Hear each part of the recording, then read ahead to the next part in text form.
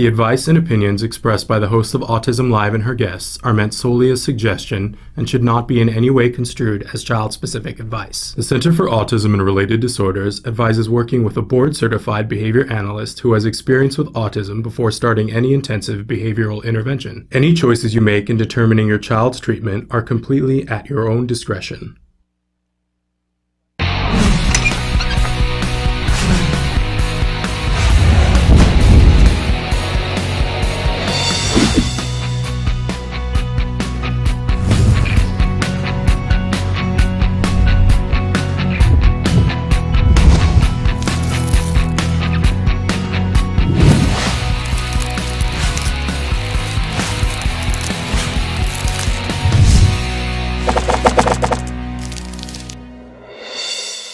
Good morning and welcome to Autism Live. I'm Shannon Penrod and we are webcasting to you live from the Center for Autism and Related Disorders headquarters in Tarzana, California.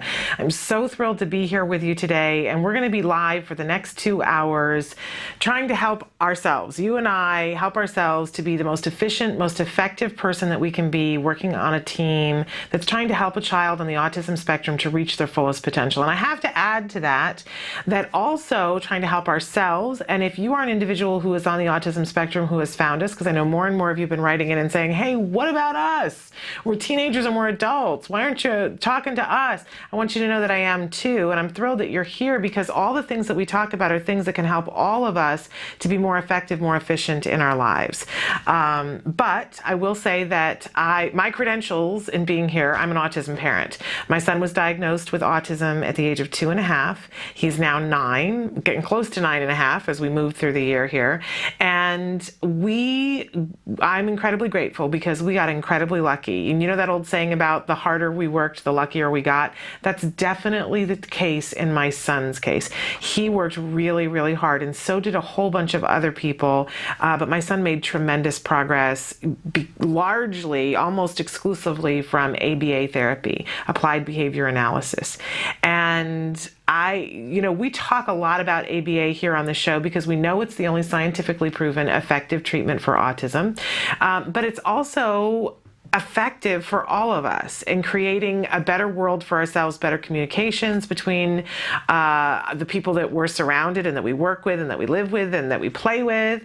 And it's something that if we all followed the rules of ABA on a more day-to-day basis, we would all be happier. I firmly, firmly believe that. I've seen that to be true.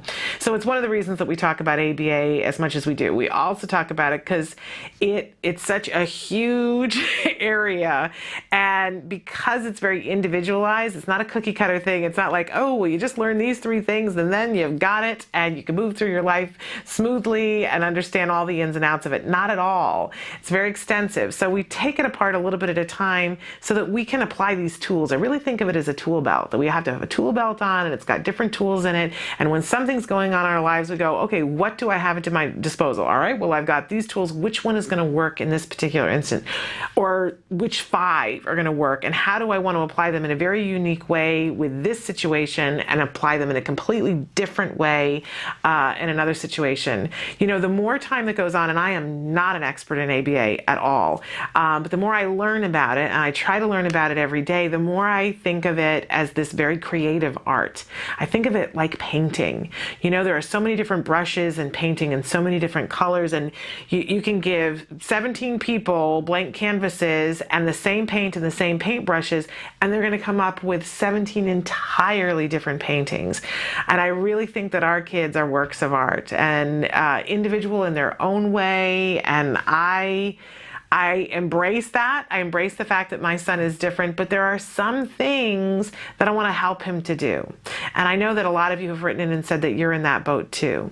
So we like to help you with those kinds of things, but we talk about a wide variety of things about what it's like to be on this journey, both as the parent, and we love to hear from people on the spectrum what it's like for them, and try to solve some of the more stressful aspects of this, like figuring out what to put on the dining room table that helps further the kinds of things that we're trying to do, like trying to figure out how do we make ends meet. Oh my goodness, that's such a huge issue, right?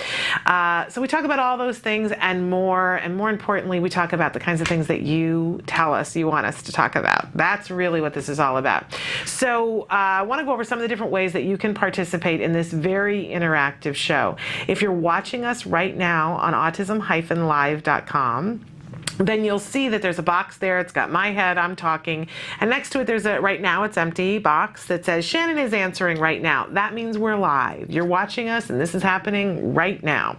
And you can just put your cursor in that box and type away. Tell us what's going on with you, what kinds of things you're interested in, what you need, how things are going. What's the most frustrating thing that's going on for you? What's the one thing you wish you could ask an expert and get a decent answer about that you don't want to have to write a $500 check for, right? Am I singing your song here? Because I've been there and done that, right? Felt like, oh man, if I could just ask this question, here's what I'd ask. Well, now you can. And I want to be your runner to go ask who's the best person to ask that. It's a feeding issue. I'm going to go find that feeding expert and either get them on Skype or get them sitting here or at least get them talking to you. And no charge, no charge. It's all in the realm of information, free information here. So absolutely write into that box. Tell us what you want. It doesn't have to be what we're talking about right now because I will hunt it down. If that box says rebroadcast above it, then that means you're watching a recently taped version of this show. But there are still ways for you to participate. And by the way, all of these ways count for the many ways that other ways and the other sites that you can see us on. We'll talk about those in just a second. But email us. We love to get your email. We love being able to talk to you guys and hear what kinds of things are going on. I know several of you have been emailing and talking about the bedtime pass and how it's working for you. I'm thrilled. Nobody else is saying that they had an extinction burst. I guess I'm the only one that had an extinction burst, but it's okay. It's over and we're in good mode at bedtime. But in any case, email us. We love to talk to you via email. We'll answer your question as quickly as we can in email and on the live show. And a lot of times what we do is we'll forward your email to someone who has expertise in the area of the question that you're asking, and they'll give you an answer. It's a really sweet deal. And again, free. So you got to love that. But there are other ways you can get a hold of us too. You can call us. If you're not somebody who likes to type and you like to do the one-on-one, call us. You can be patched right into the show. We can have a conversation right here. You can talk to the experts that we have on the show. Really, really easy to do. Call the line there and we'll be happy to patch you in. If it's not during a live show, you can call and speak to somebody outside the studio, or you can leave a message and we'll get back to you as soon as we're back in the studio. You can also Skype with us if you'd like to Skype with us, and we've been doing more and more Skyping, and we had a mom blogger on yesterday, Kim Grasso, who was fabulous. I can't wait to read. She writes these wonderful blogs. She wrote the blog, 5 Reasons Why Autism Moms Rock. Well, you have to read that, right? Like, there's no reason not to read that. But she also writes romantic fiction in her spare time, which I just think is fabulous. I think that's a wonderful thing, and I can't wait to read her book. She's got a new one that's coming out next week, too. So I got to catch up. But in any case, you can Skype with us, and you can even Skype internationally. We know that you're watching us in 103 countries now. We love that. And if you can figure out the time change, we're in Los Angeles on Pacific Standard Time, and the show airs live from 10 a.m. to noon. So if you'd like to Skype into the live show, we'd be thrilled to have you on the show and talk about what's going on for you, because that's what this show is about. It's about us. We're trying to make this work, right? So we'd love to feature you on the show. You can also talk to us on Facebook. That's a great way to be in touch with us. And there is our Facebook page. Please give us a like. I'll beg. Please give us a like while you're there. That helps us to reach more and more people. If you have something you'd like us to post on the page, email us and let us know. Send us the link so that we can feature what you're talking about on the Facebook page. Check out what we've got there. We've got interviews that we do, but interesting things from other people as well. So check that out on our Facebook page, and you can also tweet with us. My deal is, I always say to everybody, you follow us, we'll follow you, and that's the truth. Sometimes it takes me a couple of days to catch up, but you follow us, we will follow you, because we want to follow you. We want to know what's going on. We like to hear what you're interested in. That's the be-all, end-all for us. So those are the different ways that you can get in touch with us, but I mentioned that there's lots of ways to watch us. Of course, you can watch us here on autism-live.com. There's always something airing. It runs 24 hours a day, 7 days a week, but it is live Monday through Friday from 10 a.m. to noon. But there's always something playing. But you might say, well, that's wonderful, Shannon, but I missed last Friday and Dr. Jonathan Tarbox was on, and I know he was talking about things that you said he was going to talk about that I really wanted to hear. How am I going to find that in the endless loop of things that play on Autism-Live? Well, you don't have to do that. There's lots of ways that you can find that clip with Dr. Jonathan Tarbox. One of them is on blip.tv. We have our own little channel there. You can go there. You can search keywords, topics, people, experts, whatever works for you. You can pause, rewind, fast forward. It's like having your own DVR for the show. It's great. You can also do that on our YouTube channel. On the YouTube channel, what's also great is not only can you watch all those things and leave comments, but if you like something and you feel, oh man, I really would like my friend Prudence to see this, and you hit share and you can send it to Prudence right away because maybe Prudence needs to see it. Or it was like 2 weeks ago that somebody wrote in and said, I really would like for my child to take Chinese classes. And I don't know whether it was the mom or the mother-in-law who was saying, this is ridiculous. This is a child that's on the spectrum and I can't believe you're going to teach them Chinese. It's going to confuse them. And, they wanted to know what I thought about it. And I said, sometimes people are filled with fear and they say things and they don't understand what we're trying to do with our kids. But if your child is interested in languages, of course, let them take a Chinese class. It's not going to confuse them. Of course, play to our children's interests, and maybe don't pay as much to the mother or the mother-in-law, whoever it was, because they're in fear. They're in fear. Don't talk to them about it. Don't raise a ruckus. Don't argue about it. But then when your child starts learning words in Chinese, then show her so that she doesn't have to deal with her fear. So if you're having a problem with somebody, an in-law or somebody in your life that is offering opinions that are not helpful, shall we say, not helpful, you could just forward and say, wow, I just discovered this new show and send them that clip. Maybe they'll buy a vowel. Maybe not. I don't know. But you could share things for good purposes and for, other purposes to bring something up to somebody. But it's a great way to check out what we've been doing here and find information and share it. You can also download us for free on iTunes. All of these different things are free, and I'm very proud to be able to say that because we are here about giving you information about the things that you want. So please participate with us. And by the way, we're also available on Ustream. I don't want to forget that. And more ways coming. More ways that are coming. We got a lot of exciting things that are in the works here because you guys have been asking us for stuff, and it's all working out. I'll be excited to tell you about more and more about that as the weeks go on. Again, want to mention, although we talk about ABA a lot here, I am not an expert in ABA. I am not a nutritionist. I'm not a lawyer. I'm not a professional advocate. I am a mom who I've been at this a relatively short time compared to some of you out there. We've had some people in here in the studio who have older kids that have been at this for more than 2 decades. Can't tell you how much awe I am in. I've only been on this journey now for 7 years, and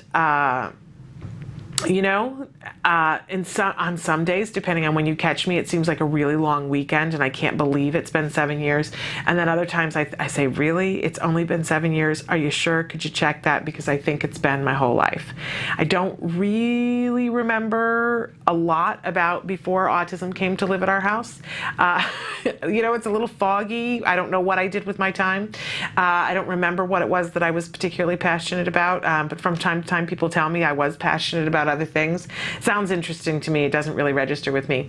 But in any case, my point is I'm not an expert on these things. I'm just somebody who cares very deeply about the fact that I want you to know you're not in this alone. That's what I'm about. And I love, so many of you have written in, and when you share, I am reminded that I am not in this alone either. And that's a wonderful thing that we can give each other, right? If nothing else, that's something that we can give each other, is compassion and understanding. And even if we don't know exactly what each other is going through, because all of our kids are different, all of our circumstances are different, at least we can hold hands together on this journey and say, I'm not alone. I am not alone. I'm not the only person who's ever gone through this, felt this, been frustrated, felt hopeful, and then the next minute felt like, wow, really? Seriously? Why aren't more people helping us? So join me, and together, hopefully we can all help our children to reach their highest, fullest potential, whatever that is. Because sometimes it's really amazing what our children will reveal to us, right? What they can do, as opposed to focusing on what they can't do. I like to talk about what's possible. Okay, we like to start every morning with something that I like to call the jargon of the day. This is the time of day when we take one word, one phrase, one anagram, and try to figure out what it means in relation to our lives and our children's lives. It's so difficult on this journey. We have so many new things to deal with. Oh my goodness, to hear, we're not in the insurance thing right now, which, I'm frustrated. I wish that our insurance, because I'm on my husband's insurance at his work, and I wish that our insurance did cover. It doesn't at this moment in time. But I hear from you guys, and we're going to start to cover some insurance jargon, because you guys are telling me this is a whole new, right? And there have been so many different areas where we've had to learn new things. But if we have to, we will, right? Because we're gonna. It's for our kids. What's the alternative? There isn't one. So we like to take one word, one phrase, one anagram, and make sense of it. And sometimes I like to make fun of it, I'll be honest. Why not? Because sometimes the definitions are more convoluted than the question was. All right, so let's take a look at today's jargon. It is SD, and you notice there's a uppercase D, but it's a small one. So what does that mean? Because if you start doing ABA with your child, you're going to hear this phrase used a lot. What does it mean? It means, what it actually stands for is discriminative stimulus. That's what the SD stands for. Discriminative stimulus. Why it's a little d with a big S, I don't know. But it stands for discriminative stimulus. So it's a circumstance or action that precedes reinforcement. That's a good thing to know. Let's look at our working definition. What you say or do to get the child to do the desired response. That's, a fairly easy thing. So if you are looking at a lesson, what you will see is that there is the S with the D, and then there says something after it, and that's the thing that you want to do. So the SD is the thing that you want to do or say to get the child to do the desired response. And then you'll see an R after it, and the R is the response that we're going for. Well, we talked yesterday about targets. That's the target. That's the thing that we want to teach. So if the SD says, hold out your hand and say, give me, and fill in the blank, right? That's the SD. So if I want the child, I'm saying, give me the car, right? And the response is the child gives me the thing. So the SD is give me whatever it is, fill in the blank, because it could be any one of 1,000 things. And the correct response is for the child to respond by putting the thing that I asked for in my hand. And we'll see that there are lots of different things that could be for an SD. Let's take an example of if we're teaching compliance. So the SD that I might have is come here. that I'm saying to the child, come here, and that the child comes and that the response is that they come over to me. Great. So it's just we always talk about how we want to take things into bite-sized little things that we don't have any room for distraction. I'm going to say or do this, you're going to do this, and then there's going to be reinforcement. Something good is going to happen. You're going to get something, or something is going to happen that's really good for you. It might be tickles. That if I say, come here, that's my SD, you come, that's the response. The target was that I wanted compliance, right? And I got it. So now you're immediately going to get reinforcement. And this sounds kind of ridiculous, but this is the building block that allows us to teach our children anything and everything. Having a very clear SD, the thing we say or do that leads to the desired response, having a clearly defined response and immediate reinforcement that's actually reinforcing to the child. If we can think about any skill you want to teach in the world, anything. You want to teach shoe tying. You want to teach using a planner for homework. You want to teach being polite. You want to teach conversation.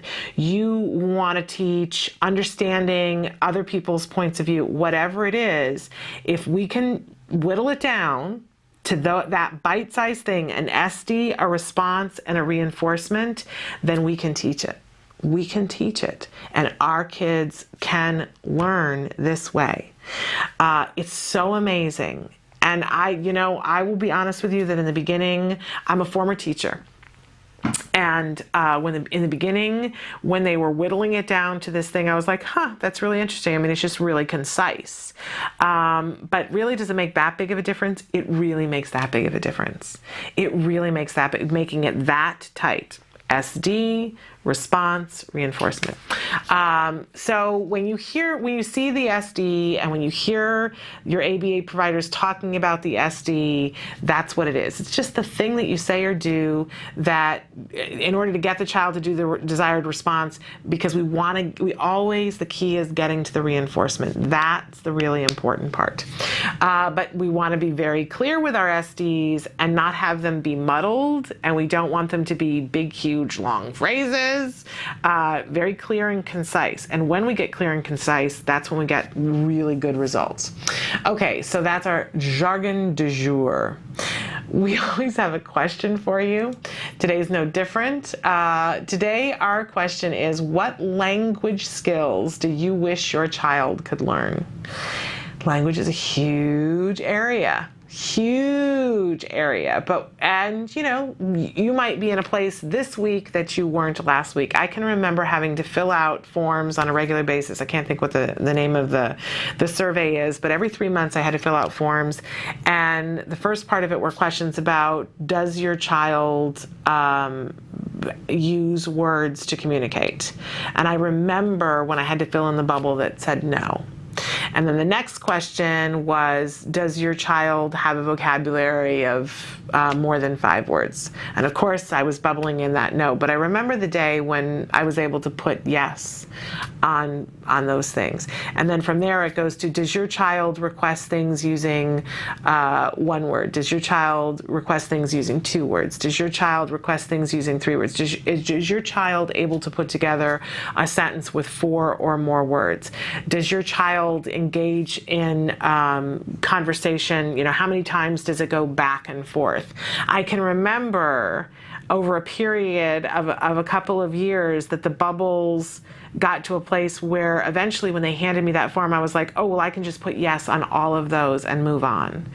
I remember the first time that I was able to, we used to count when my son would have conversation with us where we would say something and then he would respond. And then we would say something and see if he could respond again. And how many, like playing ping pong, table tennis, how many times could we go back and forth? And I remember calling somebody and saying, we went 5 times. It went back and forth 5 times. And I remember another time saying, we went back and forth 7 times.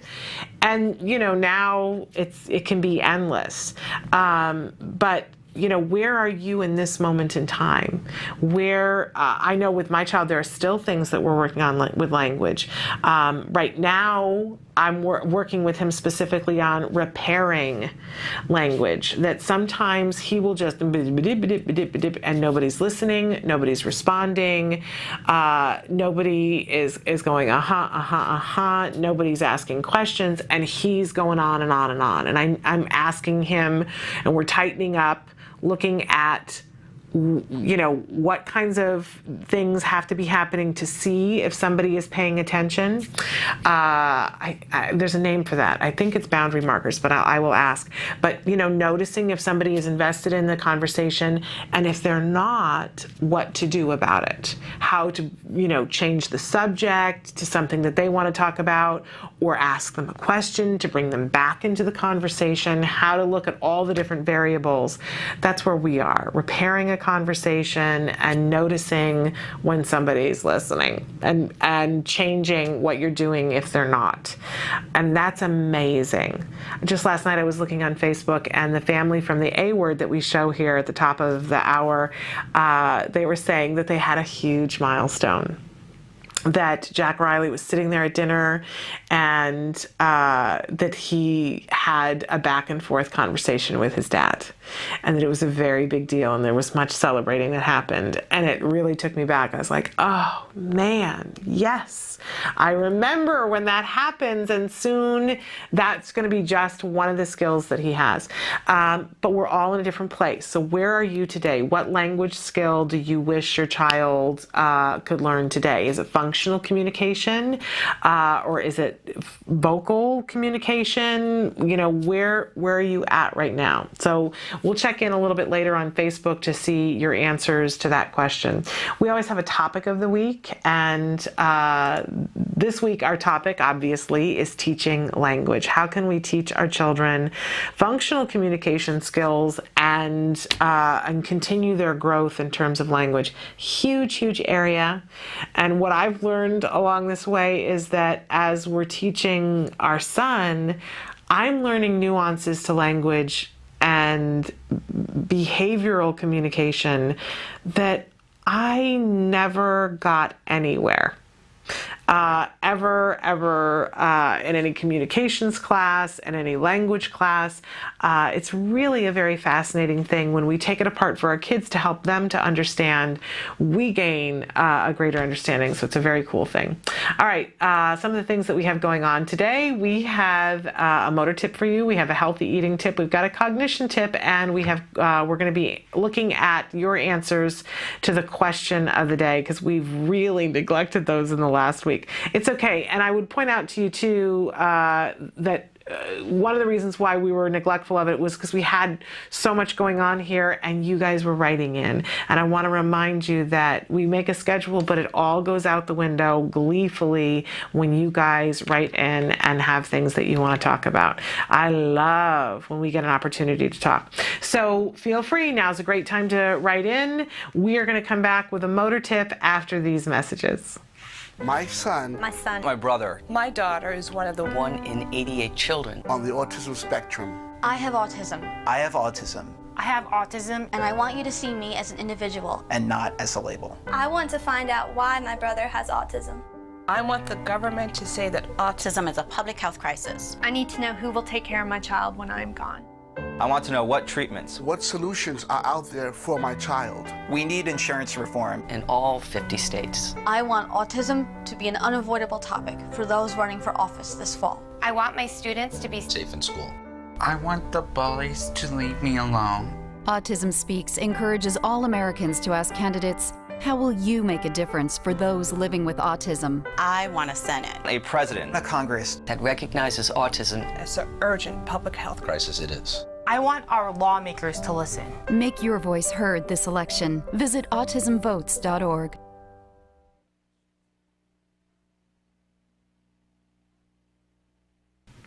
Welcome back to Autism Live. We're going to do a motor tip right now, and then we've gotten a comment that's come in, and so we're going to address that right after this segment here, so stick with us.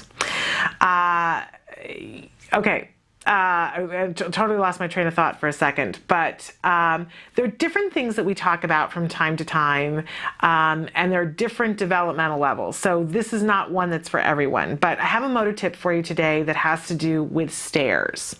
And this is a really interesting area because there's a progression that happens with stairs. So stop and consider where you are, because if you have a very young child and you're just having walking happening and you're introducing the concept of stairs, it's a really scary time, right? Your child might be older and you think, well, okay, this really doesn't apply to me because my child does stairs and my child is careful and my child is safe on the stairs. But my next question for you is your child walking up the stairs, putting one foot up and then putting another foot on that same step and then going up? Or are they alternating feet? And are they alternating feet going upstairs but not downstairs? Because that's sort of the progression of how things happen. I just want to go over it because so often we talk about how there's a skill and we have to go back to the beginning to fill something in. And that there is always a progression for all of our kids, whether they're on the spectrum or not. And I don't know if it's just me, but sometimes as a parent of a child with autism, I forget that. I look at what we're going through and I think, oh my gosh, it's just us. And I forget that no, every child that came out of the womb had to learn the progression of going up and down stairs. And maybe it takes longer for some than others, but that everybody went through this. So I kind of want to go through what the actual progression is and how we can help any child, whether they're on the spectrum or not, to learn these different things. So first of all, what we want to do, especially with our kids on the spectrum, if it is a problem, we want to make sure that there's some really good reinforcement whichever way we're going, at the top of the stairs or at the bottom of the stairs. And I think it's always best when we take things and say, well, this is what we're going to work on right now, and keep it small and containable. As a former teacher, I just want to rush ahead and I want to give the whole concept for things, not always helpful. So isolating it and saying maybe we're just going to work on going up the stairs first. If you see that your child, that for whatever reason up the stairs is harder, maybe down the stairs is what you want to start with. I think for the vast majority of kids, up the stairs is the easier one, because down the stairs, sometimes there's a fear of falling for them or for us. So what we want to start with is, whatever we're teaching, having some sort of for sure reward at the top of the stairs or at the bottom of the stairs, and and literally putting it there. Putting whatever it is in the place, something really highly preferred. If it's a particular toy that they want, if it's a particular food that they want, putting it up there so there's no question. You get up there, you're going to get it. And I have scouting, but I meant scooting. And it's really important that we allow a child to feel the reinforcement of crawling and scooting. So crawling would be up the stairs, scooting would be down the stairs, reinforcing whatever it is. And you might be saying to me, but Shannon, I have a 15-year-old. I have a 15-year-old. You really want me to reinforce crawling and scooting? Yeah, for a very brief period of time to get them in the mode of, there's reinforcement for this. It's part of life. We have to go upstairs and we have to go downstairs. Let's make sure that we reinforce it. And then the next step along the way is teaching the double foot, and taking time, doing it, modeling it, doing it with the child, and going up one step and being at the step. And if you have to reinforce at every step, you can. But of course, maybe have the biggest reinforcement up at the top so that a child just doesn't go, oh, okay, I went one step, I get a reinforcement, done, right?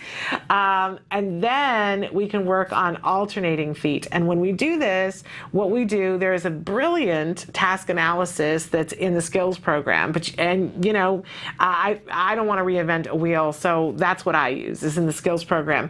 But I guess you could do it on your own. But there are so, if you read the task analysis for what it takes to go upstairs alternating feet, it's long because there are so many different aspects to it. There's a whole shifting of your weight, placing the foot up there, pushing up, a lot of muscles that are involved, a lot of areas where a child could have difficulty. If the muscles in their thighs aren't as strong as they need to be at this moment in time, it can feel like I'm going to fall and create anxiety. So taking it step by step and figuring out how you want to chain. Once you do the task analysis on something, then you figure out, how do I want to chain this together? What area of this do I want to work on? I have a step, not that I use it, one of those exercising step things. So if I had a child who had an issue with fear of falling down the stairs or whatever, there are Wii games that you can play where you step up onto the step into the rhythm of music, and you can practice alternating feet on that to music without the fear of looking down the stairs or the fear of whatever going up the stairs, because some kids do have fear of going upstairs.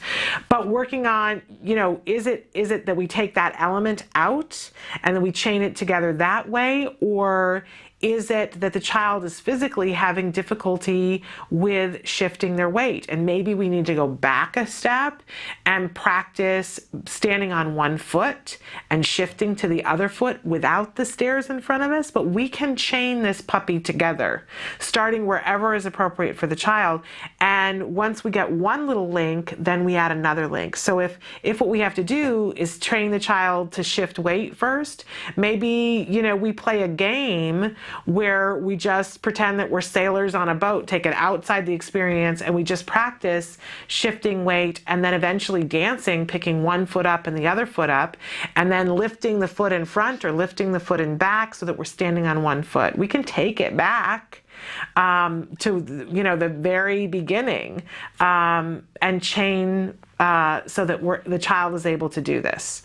And of course, always, and it's at the very bottom of my list, kind of cut off because I was so wordy here, but reinforce. It's always the key. Make it fun and reinforce it, because that's when our children are at their best and they're most willing. We are too. So we can teach, and if you might have a child. Our son was really, really late developmentally on doing the alternating foot. For a long time, he did the step up, and then he got the alternating foot going upstairs, but it really took a long time for him to get it coming down the stairs.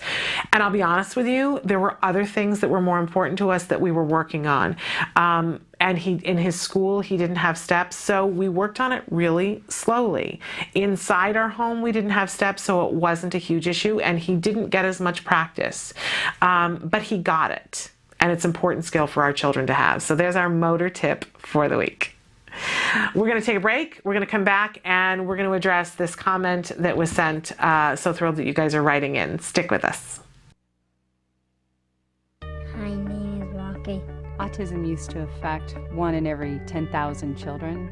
Now it affects 1 in every 91 kids. TACA is one of 5 organizations helping families living with autism today. Our kids came back to life.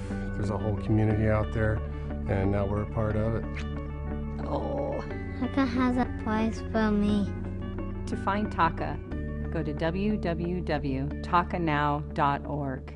Please. Welcome back. So the comment that was written in, and I so appreciate this comment.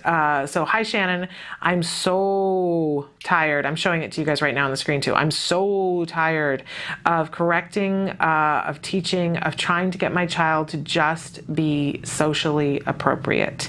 I envy parents who can just let their child go play with other children and know they will be appropriate. I guess it's because I used to be a teacher. I'm feeling you here. That I feel I must intervene and help him, that every social skill is a teachable moment. He's 10 and in 3rd grade with an aid. He loves his friends, wants so much to play appropriately, but without the mature language, it's so hard for him. And bless your heart, man, you and I need to be best friends. Can I just say that? Because I don't want to read too much into this, but I really am feeling you here, because ex-teacher, and I had never heard the term helicopter parent until a couple of months ago. And I went, oh, when I said, what does that mean? What is that? And they said, oh, constantly hovering. And I went, oh, that's me. And I'm constantly on my child when we're in public situations and watching everything that he says and correcting him. And even when I have the ability to say to myself, stop it, inside I'm doing it, right?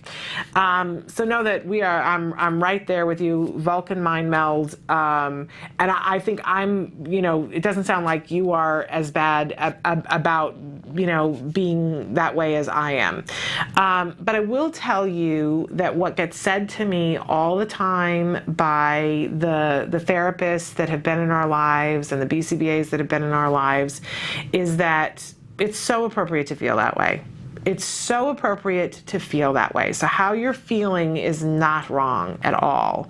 We look at this huge, big thing. We want our children to be able to interact with other kids and to be socially appropriate and to have the benefit of all that. We don't want them to be socially inappropriate. We see missed moments that they didn't pick up on that could lead to interaction, and we mourn it, and we want to get in and we want to correct it, and it's totally appropriate to feel that way. But here is what we know. It is huge. Every time a child sits down and interact with another child and play with them, you're looking at probably upwards of 5,000 skills for the child to be able to communicate and do all of it and be fluid with it, like 5,000 skills. It is huge. It's absolutely huge. We're never going to have it all happen on one day, ever. And when somebody said that to me once, I was like, oh, okay, right, of course. So I need to let that go, that it's never going to be perfect. Not ever, ever, ever is it going to be perfect. That my interactions on a daily basis when I'm communicating with people, they're not perfect. And for sure they're not going to be perfect for kids. And I'm going to go there and say this too, and boys.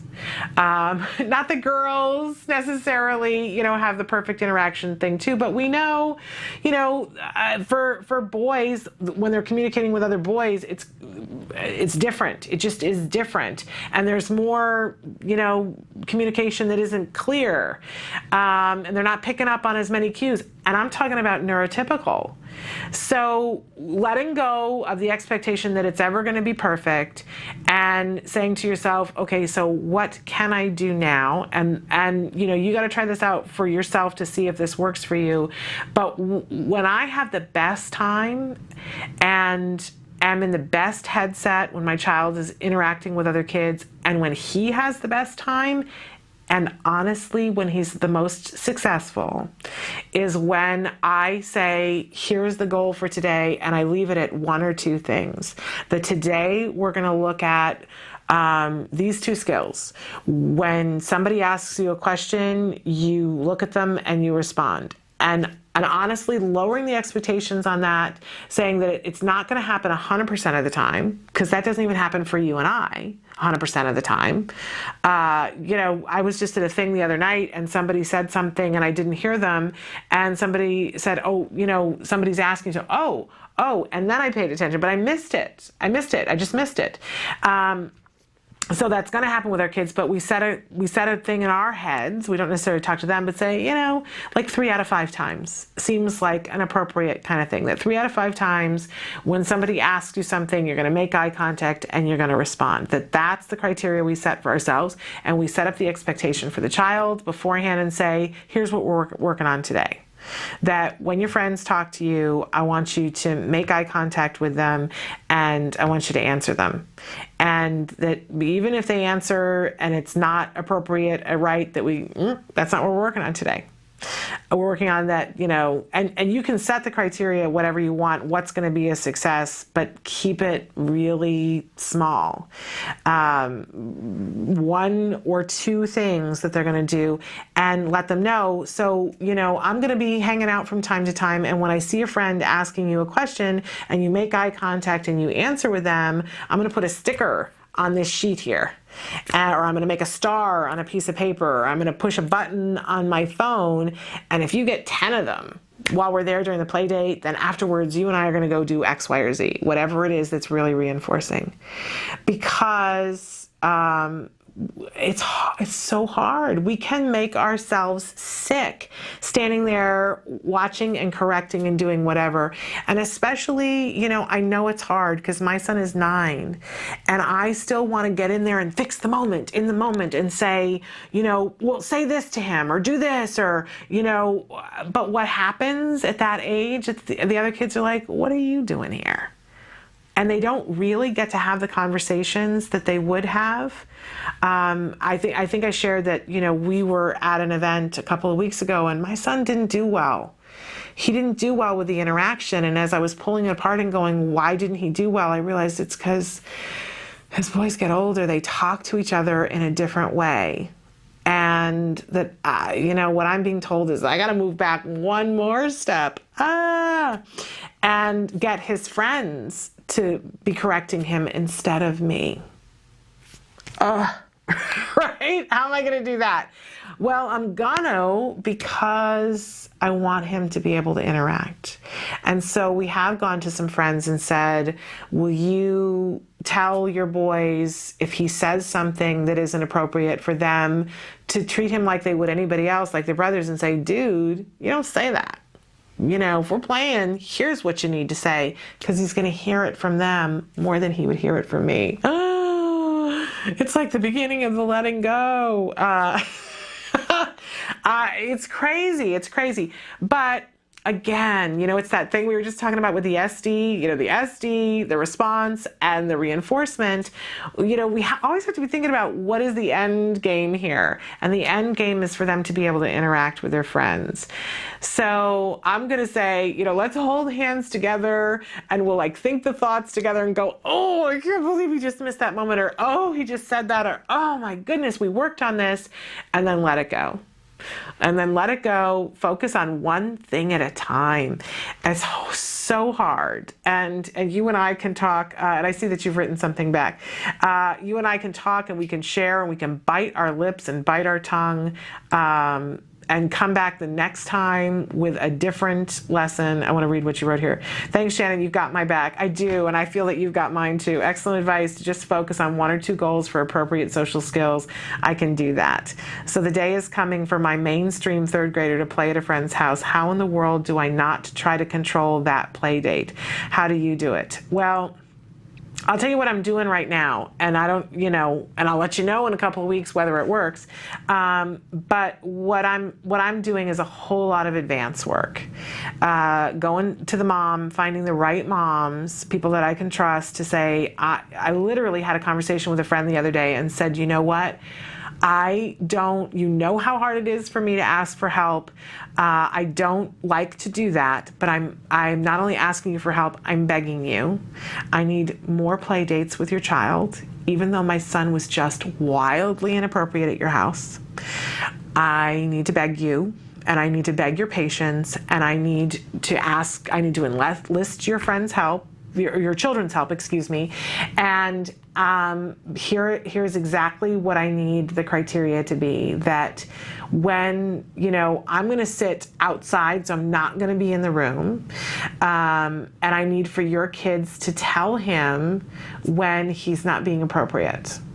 And I need for them to be clear about it and not only say, however they say it. This mom was saying to me that her kids do this to each other, that the older brother does this to the younger brother and says, why did you just say that? That's not cool. That's not the way you talk. That they do that to each other. That's how the boys talk to each other. And I said, well, I need for them to do that to him. And she said, I think sometimes they're afraid of hurting his feelings. And I said, well, his feelings are hurt because he doesn't know how to play with people and get them to play with him.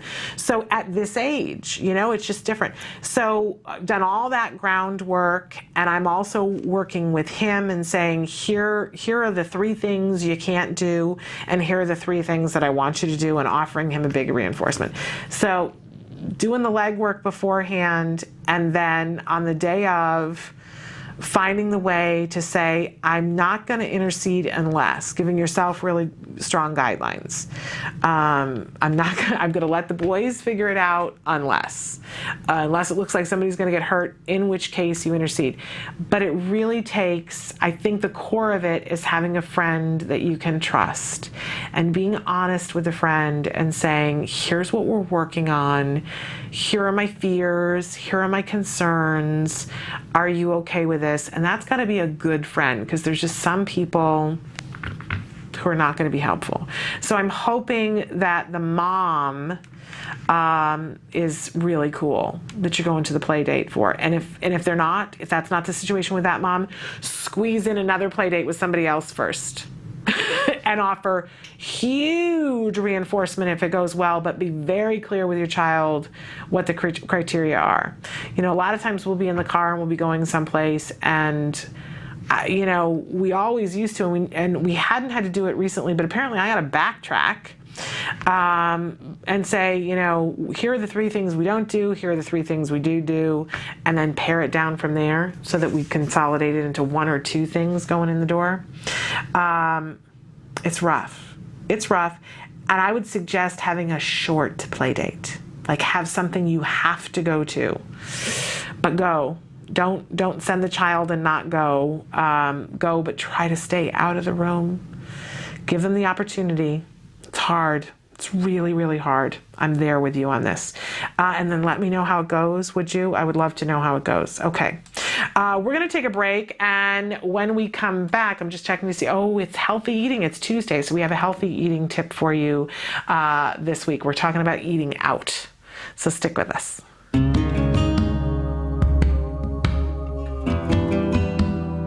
Hi, I'm Bryce Myler, and I'm the Contracts Director for the Center for Autism and Related Disorders. I've been here for about 5 years. CARD has several employees with many years of insurance experience, dealing with insurance, dealing with pre-authorizations, dealing with discovering whether there's coverage or not. So we have more experience than any ABA provider that I've ever come across. So for a prospective client, somebody that may be interested in, ABA therapy and what CARD has to offer, we have a special 800 number, and you call that number. They will talk to you about what we have to offer, how ABA works. He'll ask you for the front and back of your ID card, and then we check to see if you do or do not have coverage. If you have coverage for ABA therapy, we try to do whatever we can to set it up where we can bill for you and you don't have to fight with the insurance company every month to get your claims paid. For California residents, we recently did a series of insurance trainings all over the state, and you can click on the link below to watch pretty much the full presentation. It has a lot of information, how you can get your insurance company to comply with what they're supposed to do, understanding the networks, and many other valuable pieces of information.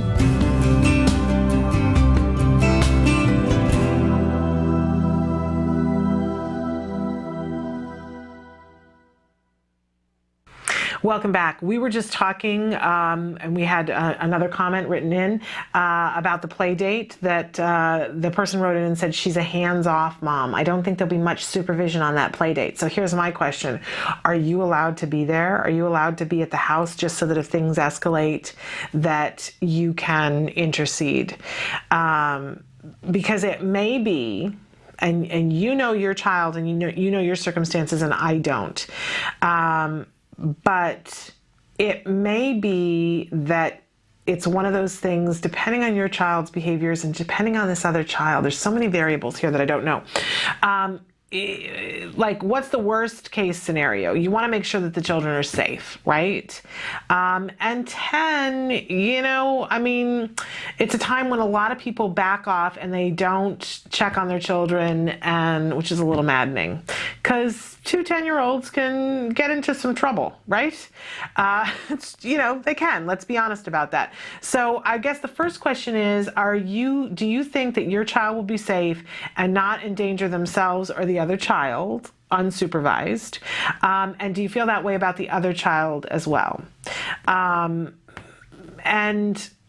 And also, I mean, there's so many other things I don't know in terms of, I don't know if you're working with ABA therapists. One of the things that we used to do, and we don't have the luxury of this anymore, is that I could go to somebody's house, bring the therapist would go off to play with the two kids, and I could sit with the mom and, sit there and have a cup of coffee and a brownie, if that were the thing, while the therapist was interacting. Now, that took a certain kind of mom, too.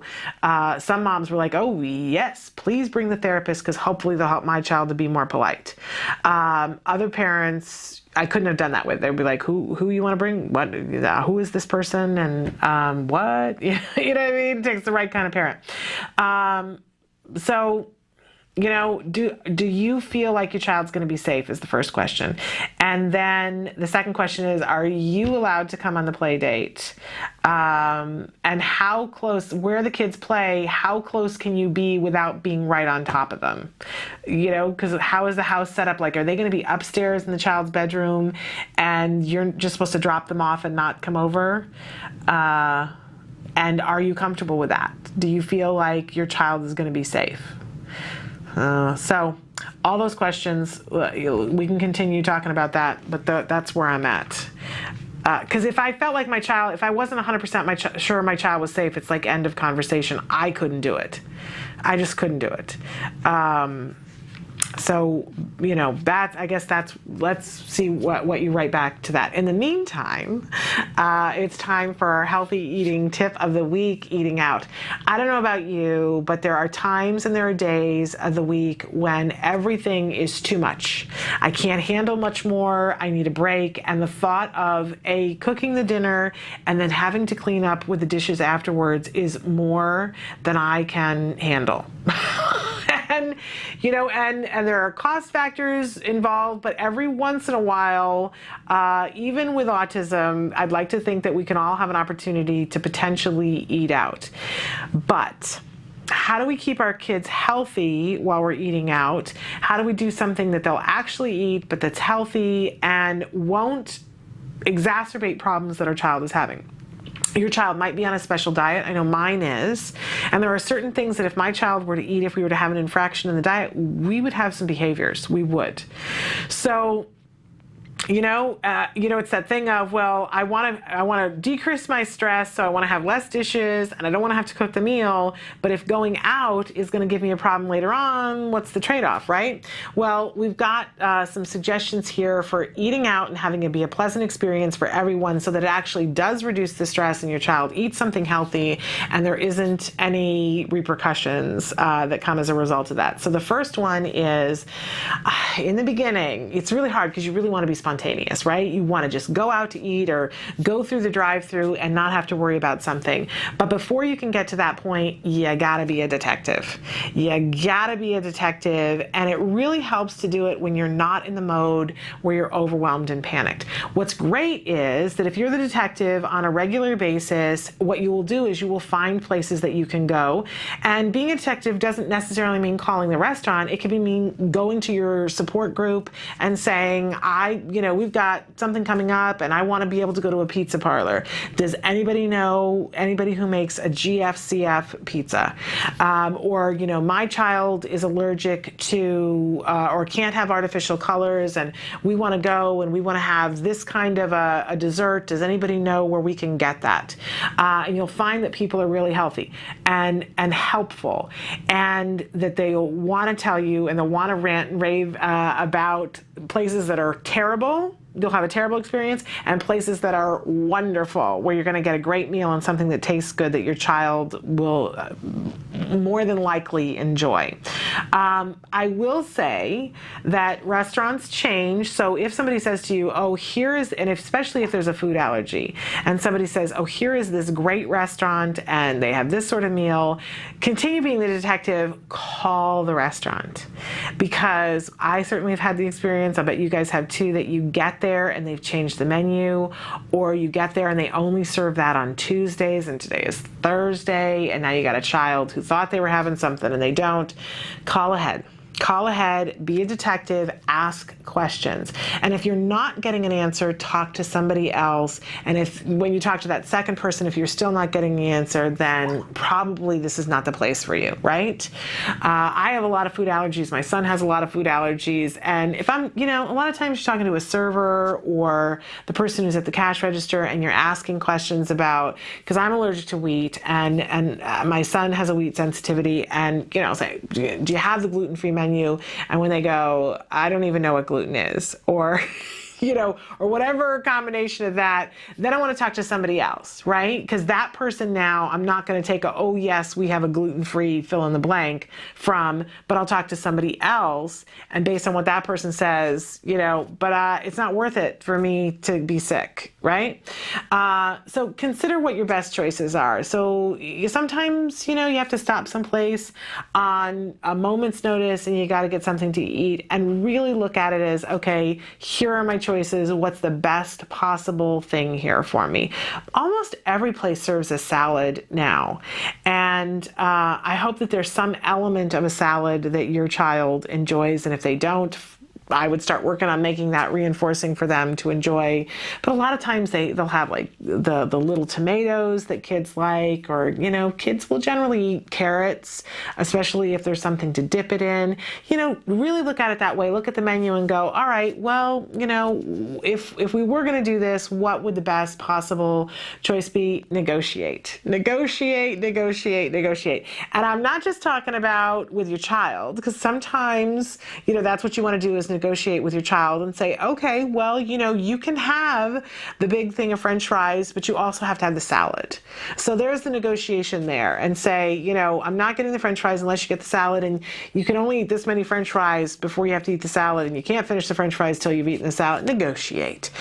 But also negotiate with the restaurant, with the people working at the restaurant about, well, could you do this?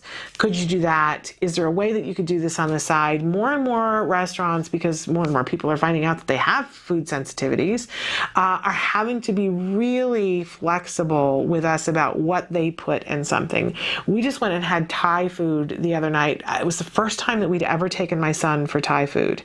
And it was wonderful, the whole conversation around, what was everybody going to have at the table. And they were great about it. They were very considerate. And but it was a negotiation. It literally was. Well, can the chef cook this in this way, in this pan, and not use this? Is there a way that they could do that? And eventually the answer was yes, we can.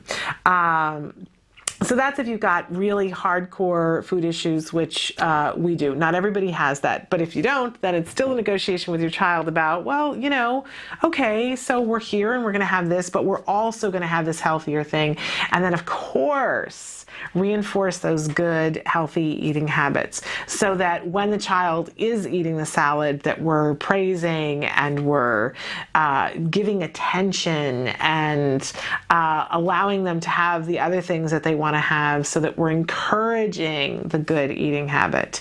I will never forget, as long as I live, being a teacher, and I had a 9th grade class. It was right after lunch, and I was eating an apple for lunch, and I was towards the end of the lunch period, and my door was always open, so my class could come in early after lunch and sit down and kind of make themselves at home and chat with each other outside the sun, because we live in Southern California. And so I was finishing eating the apple, and 3 of these teenage girls came in and sat in their desks and said, wow, are you eating an apple? That looks really good. I can't remember the last time I ate an apple. I wow, and it looks really good. And I said to them, you know, they do sell apples at the cash register in the in your cafeteria. And they said, yeah, but it just never occurred to us. So of course, the last thing that I want to say to you is model it. Model it. And make it look like it's good. I wasn't trying, I enjoy a good apple. I wasn't trying to make it look good, but it was good. And it is good. And those girls started eating apples because they saw an adult eating an apple. How sad is that? But it's the truth. And we do forget that we constantly set an example for our kids. So you have to eat healthy too, but it tastes good when you do. Apples are a good thing. All right, we are going to take a break, and when we come back, we've gotten more information. So we're going to come back and talk more about the playdates. But as we go, we're going to go to the A word because we haven't seen the A word today. This is the wonderful documentary being made here at the Center for Autism and Related Disorders, following a little boy, Jack Riley, who was diagnosed with autism at the age of 2. He is now 3, but we're going back to episode 6 in the series and taking a look at Jack on his journey as he is starting to be a sponge. He's starting to learn things that haven't even been taught yet. And he is having a spurt of growth in terms of language. So take a look. This is the A word. Wow, you have so many words today. Oh, he's just booming with language. It's crazy. He can say 2-syllable words now. He can say purple, guitar. Guitar. Guitar. Before it was just tar, now it's guitar. So it's getting really close. You can say pancake, right? Pancake. You can say butterfly. You can say butterfly. And when did this start, the 2 syllables? I noticed it Monday, so 4 days ago, that he started to say on his own. What is this? What is this? Book! Okay, there you go. There you go. And he's been managing for things, so that means asking for things a lot more now that he knows the label to. So book, guitar. And he's counting now. The words aren't clear, but they're the same every time. One day Cheryl said 1, and he said 2. And then she said 2, and he said T. And then she came to me and said, he counts to 10. And I said, no, he doesn't, because he counts to 10. 1. 1. Yeah. 2. 2. Good. Good job. 4.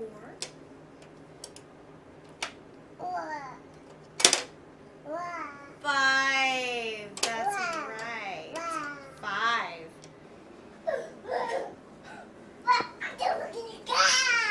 You want to do it again? Again? Say blast off. Okay. 1, 2. Blast off. Okay. Hey, how about let's not run that way? You run this way. No, we're not going to run that way. You stay over there. Run, choose to stand. Nope. He's been very deliberate nowadays. It just seems like that's just his pattern that he seems to do. It's just kind of like something he has to do before he goes and sees you. But I think it's just more obvious this past couple days that I've noticed.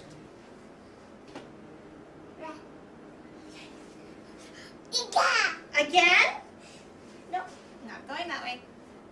No.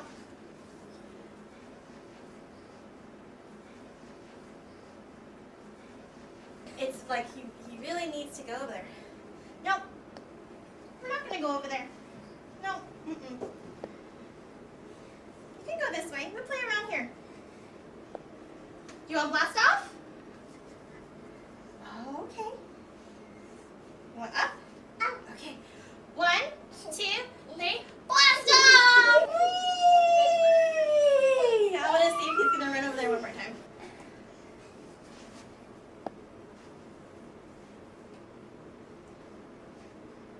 Let's go over there. Let's go play over there. All right. Here, you want to draw? There you go.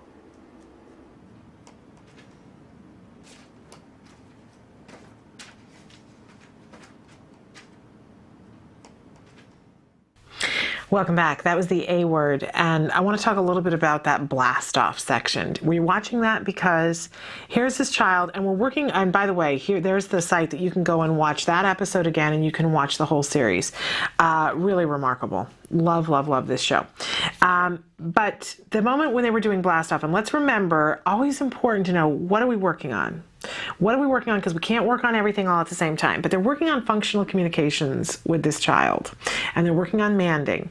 And so here is this child, and he is saying blast off.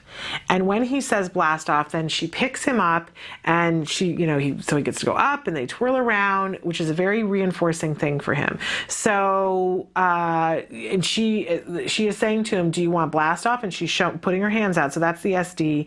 And he's saying baba, right? It's an approximation. Doesn't matter. He gets the reinforcement because we're going to see that they're going to shape that up to blast off over time. And at one point, he even says up, right?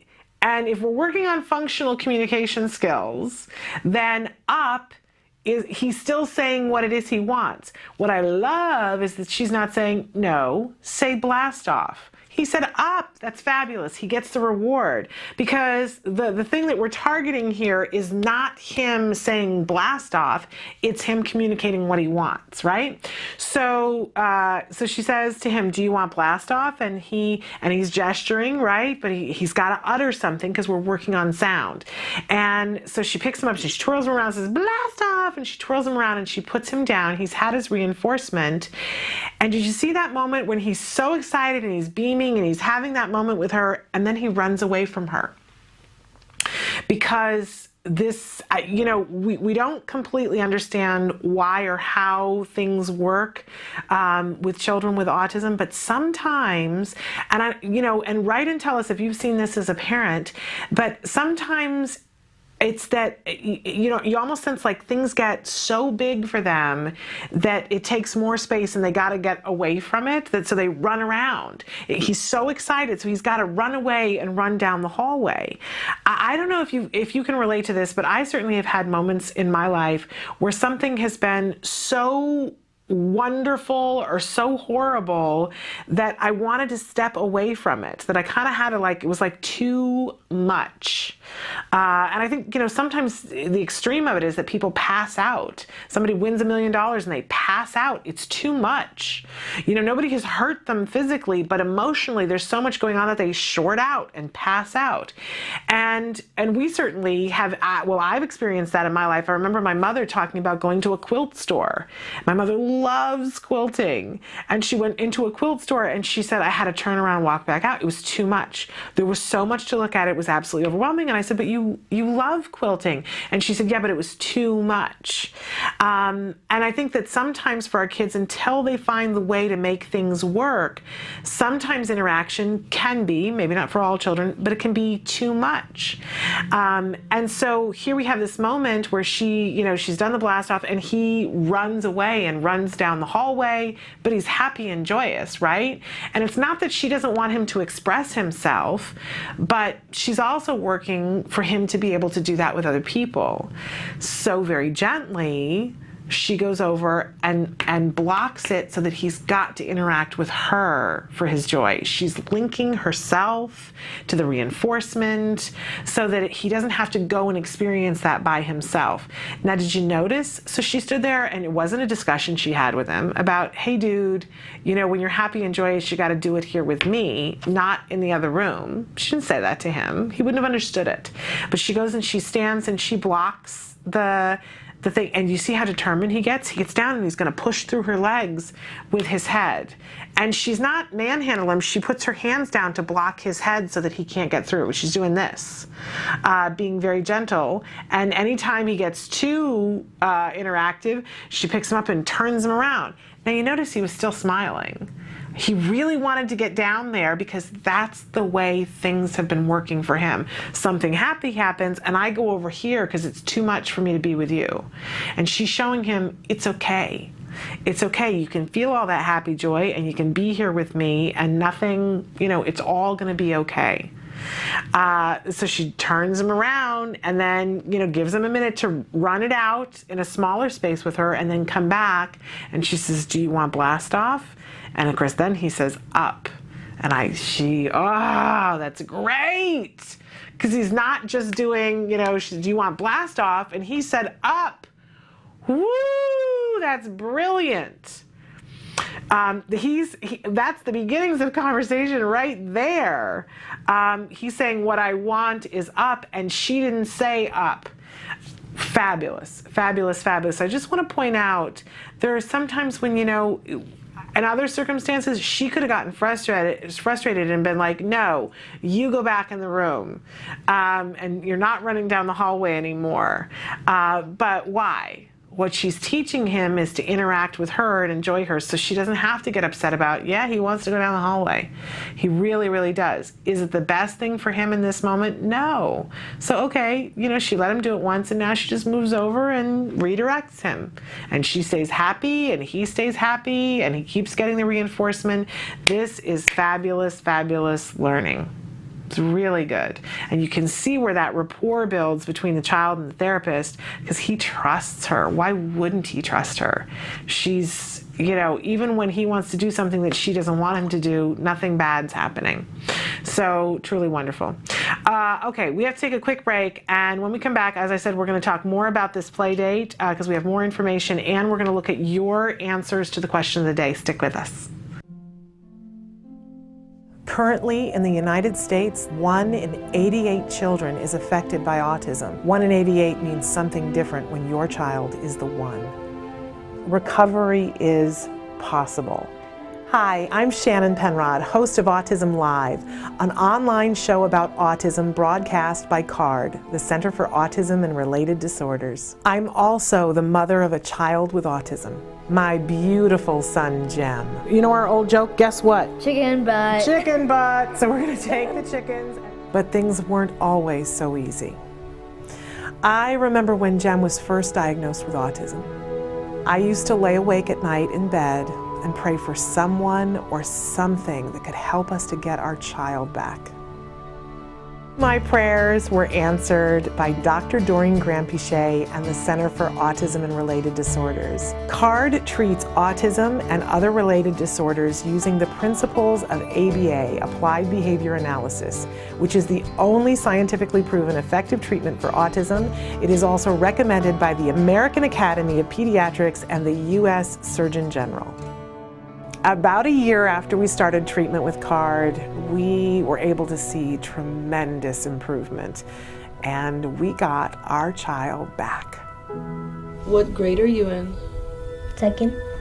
You are a smart cookie, huh? Mm-hmm. Do you like school? Yeah. Do you have any good friends? Yeah, Oscar. Oscar is your best friend? Yeah. And my child is just one of thousands to benefit from CARD ABA therapy. Across the nation and around the world, children are making amazing progress and being given the keys to unlock their full potential. We are extremely grateful for the amazing job CARD has done in helping our daughter. Our daughter today, just in 4 months, I think is a totally different child than when she started with CARD. I kind of see it as, it seems like her brain in a way was asleep, and now that we've gotten so many services, we've seen her wake up. Did you have some glasses? Recovery is possible if you take the right steps, if you're willing to put in all the hard work. And 7.5 years, yeah, it's a lot of work. It's worth every little bit, and CARD's been there with us every step of the way. I have 2 children with autism. I can't imagine a day without CARD or the therapists. They've been so instrumental in helping us with our kids and shaping their lives and helping us help them. Thank you, Christina Big Alex. Thank you, Jackie and Mariana. We've tried other things before ABA, but the most beneficial thing has been ABA services, and I'd be the first person to tell any newly diagnosed family that you have to contact an ABA provider, and if you're lucky enough to have CARD, you're very blessed. Recovery from autism is absolutely a possibility. We've been recovering children for over 20 years. It's just a matter of identifying the child's medical needs, understanding the child's sensory issues, and then teaching the child all of the skills they need in order to function normally. We know there's hope for autism. Autism is treatable and recovery from autism is possible.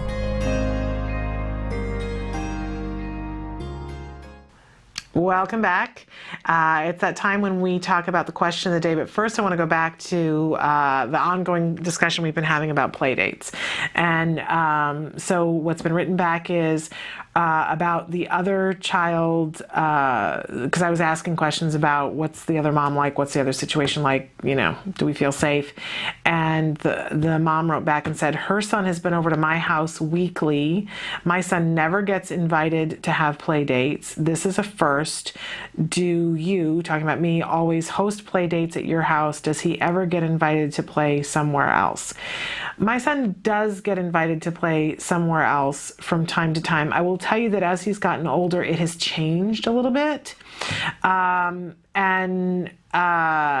it's a little, you know, before we used to go to play dates at all kinds of people's houses, and we just don't as much anymore. And I don't know whether that's me or him or the age, or I don't really know. But we do have play dates at other people's houses from time to time, but we have yet to have had a play date where I just drop him off. Now, I don't know whether that's me. I'm thinking about that. Is that me or is that my child? I certainly have had play dates where that's what the parent wanted, was for me to drop him off. We just had a play date last week where both boys had been asking for a play date for the longest time. And the child came to our house and the mom didn't come, and that's been more frequent where the moms don't come on the play dates. I have not done a play date where I just dropped him off. So, you know, in that respect, that's completely uncharted territory for me, and I know it's coming. And I have to say that that's not going to be easy for me. And that I'm going to be really paranoid about whose house that happens in. And I don't think, I'm just going to say this, I don't think that has anything to do with autism for me. That I think that has to do with more with other things. Because, you know, even yesterday we were talking to somebody about babysitters, and I haven't a shortage of babysitters in my life. And somebody was saying, well, you should just have somebody else do that for you, find you a babysitter. And I literally looked at the person for a minute and thought, oh, you just don't know me, do you? Like, there's so many things that I'm willing now at this point in my life to say, oh, okay, I can't have control of that. I can't have, but who my child is with and who's in charge of him, I'm still really, really not able to relinquish control over that. So I may not be the best person to ask about that. So I don't know, and maybe you can help me out with that. You know, once you do this, if you feel safe, and I think that's the core issue, if you feel safe with your child going over there, you know, then let me know how that goes. But obviously, you must trust this mom, is what you know, am I reading into it? Am I feeling like you trust the mom, that it's your own child that you're concerned about? And I would tell you that I've been around, especially lately, a lot of 9 and 10 and 11-year-old boys, and they're all rough around the edges. They all are. They all are. It isn't just our kids. So the politeness thing and the appropriate thing, they're all working on that. And if that's your biggest concern, I would tell you that you're probably going to be okay. And talk to the other mom about it and say, you know, I'm a little concerned about this, and could you, you know, let me know how it goes, and if you need to, call me and I'll come over, and I would still stick to the keeping it short. But you, my friend, are leading the pack here. So I'm going to look to you, and you let me know how it goes, if you're going to take him and drop him off, and let me know how that is. I'm not there yet. I'm just not there yet. But again, I don't think that's autism. I think that's me and the world and my, you know, obsessive nature. But let us know. Let us know. All right. So I wanted to go to the question of the day, which is not what I just clicked on. The question of the day today is about language skills and what language skills do you wish your child could learn? And people wrote in a wide variety of stuff. Somebody who said communication, and I'm assuming that you mean functional communication, because functional communication covers a lot of different things. And I think at the heart of it, somebody pointed that out to me once upon a time when they were saying, what do you want for your child? I said, I want to be able to have conversations. And back in the day when we didn't know if he was going to get to the point where he was vocal, people said, well, you're going to be able to communicate. We just don't know what it's going to look like yet. And that was the communication, the functional communication that I wanted. Another person says, I just wish he could talk like any other child. His brother would love that. And I hear you about that. Even now, my son is very communicative and very vocal. I will say that, the way in which he speaks, and I heard it said best last summer, I saw a panel of 3 young men who recovered from autism, who spoke about their lives, all of them in their 20s. One of them was in college, one of them was in graduate school, and the other one was a working professional, and they were talking about their lives. And the one young man who was in graduate school, brilliant, said, language for me is a different thing, and I speak English in a way that's different. I actually speak English in a way, it's as if it's my second language, because I learned it as a second language. So I often have just an interesting phraseology, or the way that I say something, but the way I express myself. He said, when I'm around people who are multilingual, I have realized, and it's been pointed out to me, that I speak English as though it were my second language. And I thought, that is what my child does. That my child speaks English beautifully and impeccably, but he will often speak English in a way as though it is his second language. So, and I, it is what it is. It's not horrible at all. Sometimes the way he speaks is more precise. I've shared before on the show that sometimes he'll say something like, instead of referring to the dishwasher as the dishwasher, he'll call it the machine that washes dishes. And when I attempt to correct him and say to him, honey, it's a dishwasher, call it a dishwasher. And he says, well, but, somebody who works in a restaurant in the back and is a person who washes dishes is a dishwasher too. And I'm referring to the machine, not a person. You know what I'm saying? For him, saying dishwasher is not precise enough. He can and he will. And if I say to him, yeah, but you got to say dishwasher, we're not in a restaurant. You got to say dishwasher because that's what's acceptable. And he goes, okay, I just don't understand why you guys like to talk that way. And I know as he gets older, I think it's just going to get more that way. Sometimes he uses words that I just go, excuse me, what? Where did you get that word from? That happens in our house a lot, and I'm sure that as he gets older, it's just going to be more that way. I'm going to sit there with a dictionary. But that's lovely. I love words. But the thing about being able to talk like other children, I don't know. I don't have that, and I'm okay. I think you might be talking about other things, but being able to communicate, I'm guessing is what you're referring to. Another person who says, just to talk, all I want to do is hear him say mommy. And I hope that you have somebody who's working with you, who's kind and who's patient. And I want to encourage you to not give up on that. There are lots of different ways to say mommy, whether it's vocal or by touching a button and having a device say something. I hope and believe that you're going to hear that one way or the other. And I hope that you're working with the right person to have that happen. Another person who says to that person, I feel you. I love it when you guys uplift each other. She says, my daughter was almost 4 before she spoke, was 9 before she wasn't classified as language impaired. So see, we don't give up. We don't give up hope. Another person who says to be able to say what's on his mind effortlessly. Oh my, don't we all wish that for all of our children? Although I will say that there's a whole lot of people who aren't on the spectrum who don't know how to do that. But what a wonderful thing to wish for, absolutely.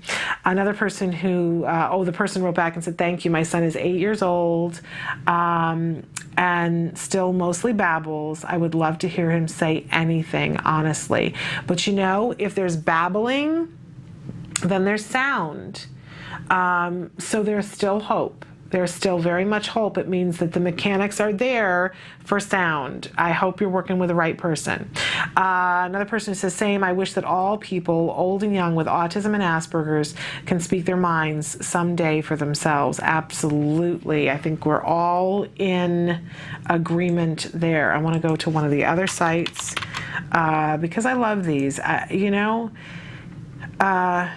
And for those of us who've been through that and our children are now vocal, it's a reminder to us about how much we have to be thankful for. Another person who says, I wish my son would stick to using his words for when he gets upset. He resorts to his primitive ways of crying, etc. And that is very common too, and isn't just autism, but making sure that we reinforce when they use their words, when they're upset, making sure that we give them an outlet, especially for the boys, and especially as they age up, we have to give them a physical outlet for their frustration and the testosterone. It's a very real thing, documented, that there has to be a place to go. That we literally, the other day, were looking at, I'm not somebody who's into boxing at all, but they had the punching bags, and thinking about getting one of those for my son. Or a friend had said that with her, he's in his 20s now and brilliant, but with her son at this age, that she got him drums and set a place in a closet and said to him, when you are upset, I want you to go in that closet and drum. That's what worked for him, that he could hit the drum and just yell or whatever. But we have to give them an outlet for the feelings. We have to. We have to do that for the girls as well. It just takes a different form a lot of time for the girls. Okay, another person who says to have one-on-one conversation. Keep working for it. Keep working for it, because when you do, you see progress. And I've got one more site that I want to go here.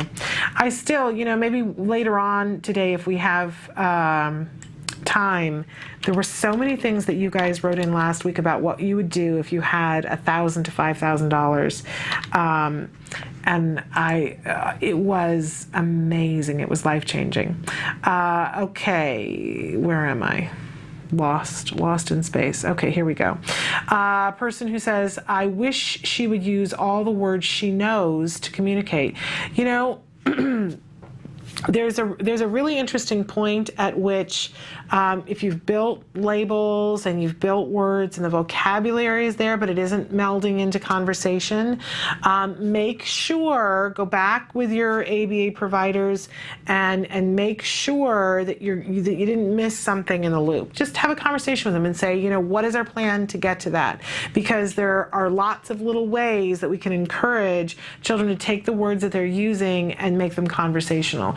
We see with Jack Riley in the A words that they worked on a bunch of labels, they worked on manding, and then when they manded, so they found things that were highly preferred for him, taught him the labels for them, like guitar, and then the guitar would be there, and in order for him to play with the guitar, first he had to say tar, then they shaped that up to guitar, then it was, I want guitar, right? And they would, prompt him, say, I want guitar. And then they were teaching him guitar, please. And then it was, I want the guitar.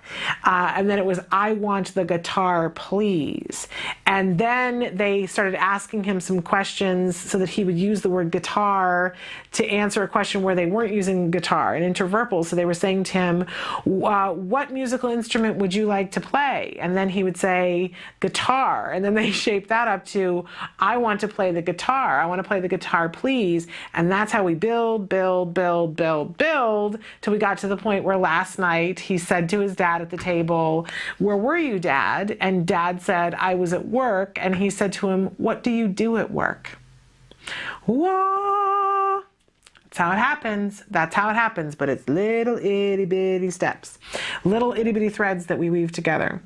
Another person who says, I wish he could answer why questions, or even as a why questions. He's 10 years old, mainstreamed with an 8. Okay.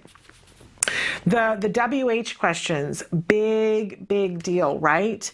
And we all want our kids to ask and answer the why, when, where, and we count how. It's not really a WH, but how something happened. There's a whole specific lesson in skills on the WH questions. And there's a whole bunch of ways that we can lead up to having the WH questions by modeling them and doing, and maybe, we'll do a thing on that next week, not next week, the week after, but because we're not going to be here next week. But the WH questions, really big deal. And I know I've shared before on the show, the first time my son ever said why. That is a huge leap when children are able to do that. So asking the WH questions, and I would encourage you to look in the skills program because they have a specific lesson just for that. Another person who says, retelling of a story and event just once to hear what happened during his day from his perspective and not from the notebook. Okay. And I see who wrote that in, a very dear person in my life. But we can make that happen in a very specific way. And one of the ways that we can do that is by rehearsing and practicing it. So just that we take it out of context first, that we sit there and tell a child a story. And it's, to start with, it's something really small. There's an amazing segment in the movie Recovered where they're doing this with Jana, a little girl who wasn't able to do this, and they show when they were trying to teach it to her to see how she was struggling. And I've talked to Jana now. She's a young woman in college, amazing, right? I can tell you all about what's happening at college. But they started out telling her a story about a bunny. Okay, there's a bunny and he lives in his little field and his name is Scott. And he loves to eat carrots. That's short, right? And then the therapist, Vince Redman in this case, says to the little girl, Jana, so what was the name of the bunny? And just the look on her face, oh, it's just the most painful thing. And he starts out first, he says, so did I just tell you about a story about a bunny? And she says, yes. And she's, you can tell that she's really into this bunny story. And he says to her, so what was the name of the bunny? And, and she sits there and you can tell that she's starting to feel anxious because she can't remember what it is. And he goes back and he tells the story to her again and says, okay, there was a bunny who lived in a house and the bunny's name was Scott and he liked carrots. And he says, so the bunny's name was Scott. And she says, okay, probably 5 years old at this point. And then he says to her, so Jana, what's the name of the bunny? And she can't, it's that thing where I talk about for my son that he was like a dry erase board like that too, that things would just go. It would just be gone. So eventually, and he goes back over it, very patient. And he's, it's okay. So there once was a bunny and he lived in the field and his name was Scott and he liked carrots. His name was Scott. Can you say that his name was Scott? And she says, his name was Scott. Okay.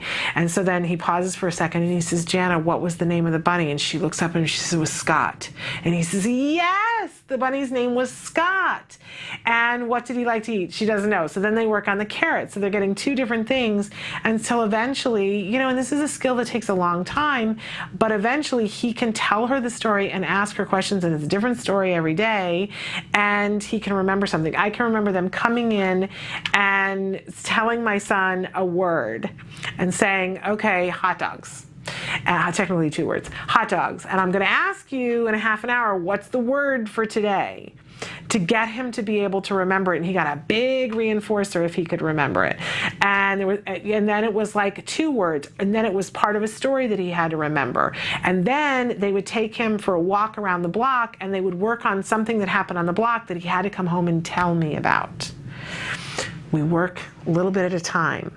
So that aide at school could be working to help him to remember one element of the day and send home a note to you saying, okay, here's what happened, so that you, and then you keep the note, and he doesn't know that that's what the note says, and you say to him, so what happened at school today? There's something you're supposed to tell me about.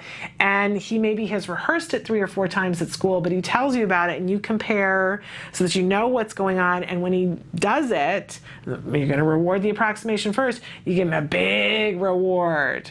And eventually he's going to come home and want to tell you about something that happened at school. Unfortunately, it doesn't just happen. We have to work towards it, but we can work towards it. Now, see, I'm excited because I know we can get these things done. I know we can. All right, we got to take a break. And when we come back, we're going to talk about our adaptive tip. But of course, we're going to keep answering your questions too. So if you have things that you want to write in, please do. Stick with us. Can you say hello? Say hello. AJ? Stop crying. AJ, let's eat. Can you eat, AJ? Let's eat, son. Have a fry.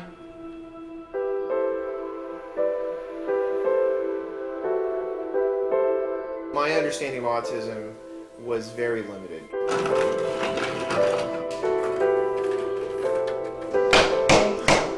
He would lick tires on cars, windows, you name it. And so we went to the 13-month checkup, and I remember our pediatrician, he said, well, he probably has autism. There's nothing you can do about it. Come back in a year when he's 3. Our initial understanding of what the ABA program was basically all we picked up from this clinic in San Antonio. He didn't pick up any signs the entire 8 months that he was there. I think the difference came when we changed vendors. We were very impressed with the way that CARD actually gathered data to be able to quantify the progress that he was making. They have a curriculum that they follow that's tailored to each child. They were identifying AJ's strengths and weaknesses. We were finally starting to see real progress. Good, AJ. Here's eggs. The first thing CARD did for us was, I remember the first time AJ said, Mommy, I want you. And that was the most wonderful thing ever. There's hope. Yeah, that's when I knew that there was hope. I never thought that AJ would be able to say that. It was like a gift from God. It was so fantastic. With CARD, we got him enrolled in a private school. And he was in a typical classroom. He would go from activity to activity. He could sit when he was supposed to sit. He could be around typical kids. The goal is for CARD to work themselves out of a job. It's for AJ to be in a mainstream classroom with no help, and he's functional and he's learning. We're really grateful to all of the therapists. AJ would not be where he is without them, and we will never be able to repay the part of themselves that they gave to him to make his life better and to make our lives better.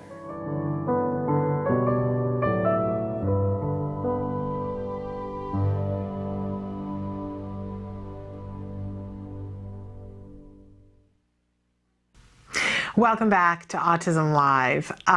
One of the things that is for sure going to happen in our children's lives every day, and is a very important skill that all of our kids need to have some semblance of an understanding of how to do it and some proficiency in doing it, is washing hands. This is an adaptive skill. These kinds of life skills, they all come under the heading of adaptive skills. And it's really important that our children learn how to wash their hands, do it properly, for a host of different reasons. I always say the adaptive skills, the great thing about it, I know people go, oh, they're not the most exciting things to work on. Really? I think they are. And I'll tell you why. Because when kids, they're very teachable for all of our kids. And when our kids have success with an adaptive goal, you can see it on them. They stand straighter, they just grin because they get it. They get it that they're being, all of our kids, whether they're on the spectrum or not, we'll hear kids think or say or react in such a way that, they say, I want to do it, or I'm a big boy, or whatever. And I think sometimes because our kids on the spectrum don't necessarily voice that or can't voice that sometimes people forget that that's a big deal for them too. It's a very big deal for them. Having pride and taking care of themselves and doing a good job of it, being able to do things that they see other people do all the time, it's really good self-esteem building. It really is. And it frees things up for us, because if our children can toilet and dress themselves and make their own bed and do their own chores and fix themselves a snack and wash their own hands, it's that much less that we have to do, and we can put out other fires and find funding and find programs that are going to help our children, right? It just frees us up for that much, and you string all those things together and you might be able to have a half an hour to do something, right? So it takes stress off of us, and in a lot of cases, it helps to keep everybody healthier, and that's certainly the case with washing hands. It's one of the things that we know is going to come up over and over and over, and we talk all the time about how having the opportunity to do something is all part of this, right?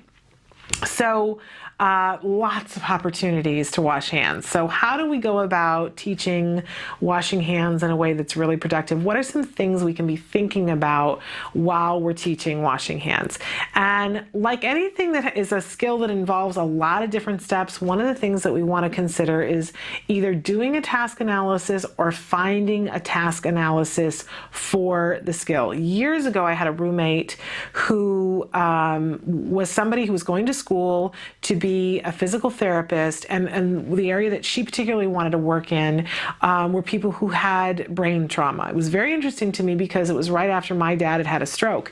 But one of the things that she would walk around the apartment and do, there were three of us young women living together in this apartment. She would say, "I need some help here today." And we'd go, "Okay, what do you need?" And she'd say, I need for you to go and open a doorknob, and I need you to do it 100 times so that I can see all the different things that you have to do to open a doorknob." And I remember thinking, there are 100 different things that you have to do to open a doorknob? There are. And she would do a task analysis on it.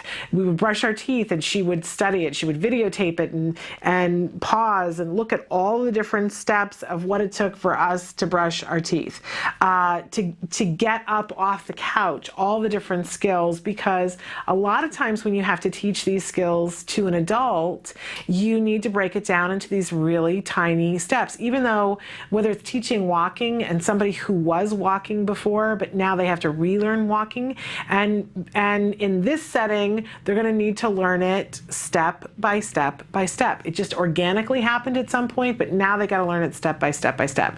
Well, for our kids, these task analyses are really useful too, because we're going to teach it to them in these little bitty increments instead of expecting it to happen organically, right? So it isn't all that different. Now, you can take the time to do a big, long task analysis on washing hands. If you've got time on your hands and you want to videotape, someone in your life washing hands and then break it all down into that, the great thing is you really don't have to, because lots of other people have done that for you. If you're using the skills program, which gives you the lessons, it also gives you the task analysis too. And I'm sure you could look online and find other task analyses for different things as well, and not have to reinvent the wheel. And maybe, hand washing, there's room for interpretation, right? Everybody doesn't do it in the same exact way, and you can customize it for your family and the particular things that you do. I mean, there are some families that, the last step of washing hands when they're done is they have little paper towel things that they can dry off their hands and throw it in the trash. Other people, there's a towel, and there are specific rules about which towel and who uses which towel. It's different in different families, right? So make sure that you're customizing it for your individual child. But here we want to also talk about expectations, about what exactly we're teaching hand washing, right? But how we teach hand washing to a 2-year-old is different than how we teach it to an 18-year-old. I think we can agree on that, right? Our expectations are going to be slightly different. I would not expect a 2-year-old to be able to do it on their own at that point, but I would expect to be starting to teach some of the mechanics of it so that as they grow, that by the time they're, maybe 4, that there's the possibility that they could be washing their hands by themselves. Not always going to be the case, but I certainly am not going to try to teach teach a 2-year-old and have the expectation that they're really going to be able to handle it completely on their own without creating havoc in the bathroom, right? And I might have an 8-year-old who's on the autism spectrum, that's where their skill level is at right now. But I know that my end goal for the 8-year-old is that at some point they're going to be able to do it by themselves and not wreak havoc in the bathroom. I'm just not going to have that end goal for the 2-year-old. I might start in the same place with both of them. I hope that makes sense. But I know that my end goal for the 8-year-old is to have them do it by themselves. The 2-year-old, I'm not going to get there for a while. And I'm just not going to have that expectation. Okay, so we say, what is actually age appropriate for this child at this point? Of course, we're going to consider what is the skill ability, because that's going to determine where we start to teach as we look at the task analysis. But some of the questions that we can ask ourselves are, what's going to be the easiest part of this task for this individual child? Is there actually a part of it that they already know how to do? And what's the hardest part of this task for this child? And it might have to do with a lot of different things. I've said before that my son has sensory issues in the restroom. Oh my goodness, it's an echoey place. There's shiny stuff with mirrors, and there's water. Hello. So the hardest part for my son is being able to focus and not start attending to all of that and not going all to a silly place. But what's the easiest part? And for different kids, it's different things. For some kids, it's putting their hands in the water and rubbing it. For some kids, that's the hardest part. For some kids, turning on the water is the easiest part. For some kids, it's the hardest. So you really see how it depends on the child. And then, of course, there's the question, are there any special considerations that are here?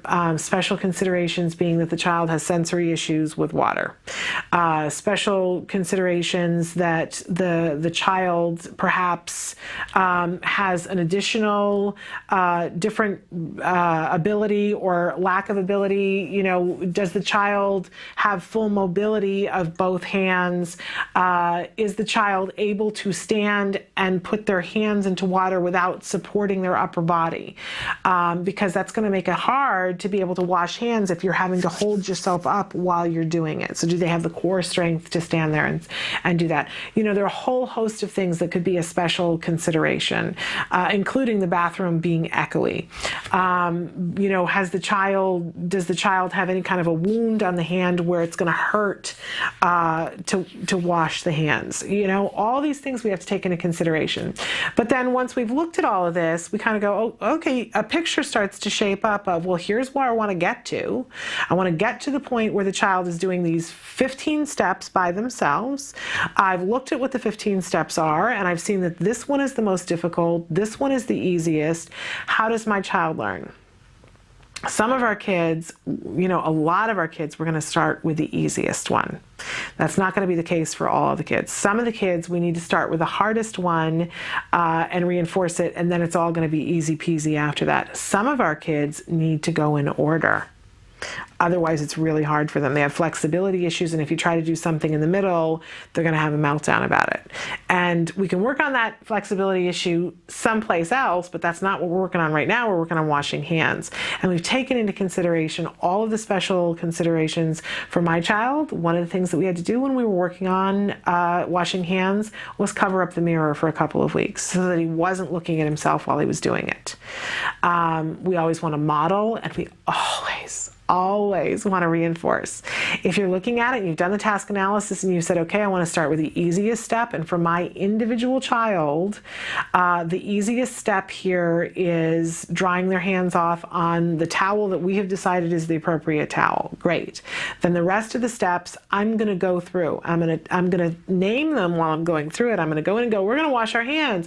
I'm turning on the water and I'm squirting the soap onto my hands, and I'm helping the child and modeling it, and I'm helping them to physically and I'm scrubbing my hands, and I'm scrubbing the back of my hands, and I'm rinsing them, and I'm scrubbing them some more, and I'm rinsing them a second time, and now I'm turning off the water, and I shake my hands off, and I go over and go ahead, wipe your hands on the towel. The child wipes their hands on the towel, and we go, yay, what a good job. But I totally, as quick as I can, get hands off on the aspect that they're doing. I might show it to them first, but I've done everything else for them. No expectations there, but, and maybe, help them to physically prompt to do the towel thing in such a way, but I get to the reinforcement. And once the child is able to do the towel thing completely by themselves, then maybe I have them also turn off the water and get to the reinforcement, so that would be chaining backwards. If I'm chaining forwards, the child would go in and turn the water on, and I would do everything else, including drying the hands off, right? Or I can start in the middle and work forwards or backwards. It really doesn't matter except what's best for your child. But I really, really, really want to reinforce. That's what's key to everything all the time. Do you see that running theme, the reinforcement running thing? But washing hands, it's a skill that's going to be helpful to us in so many different ways. Okay, we're going to take a short break and come back to finish out the show. Stick with us.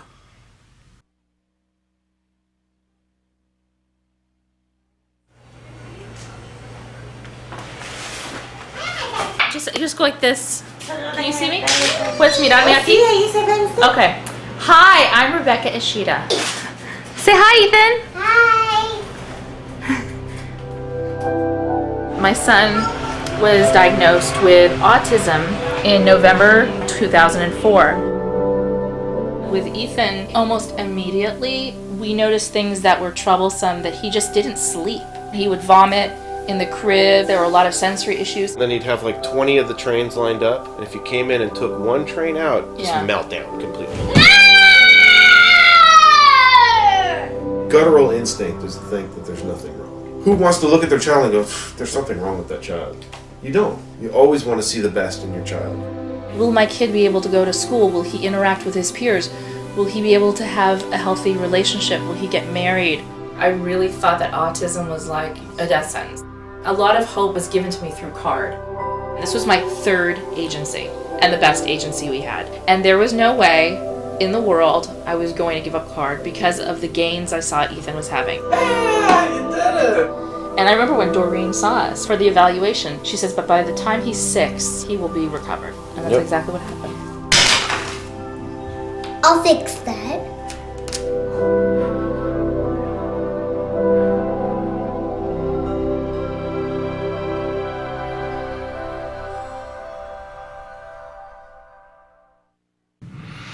Welcome back to Autism Live. I'm Shannon Penrod, and you've seen 2 different segments today that we're going to be showing on a regular basis, different ones, that we're calling Mission Possible.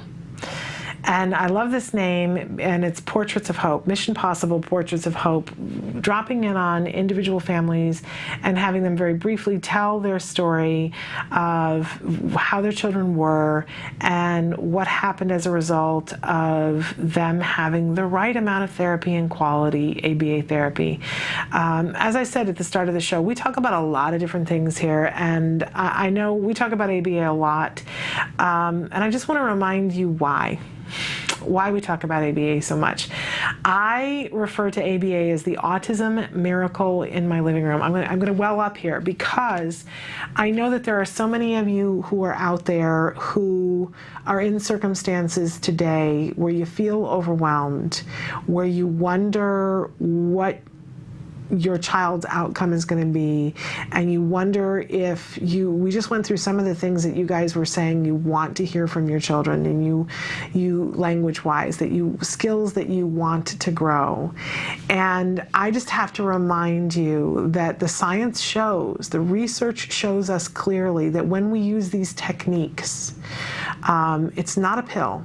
It's techniques, and they have to be individualized to your individual child, to their individual behavior. But when we do, we see progress, always.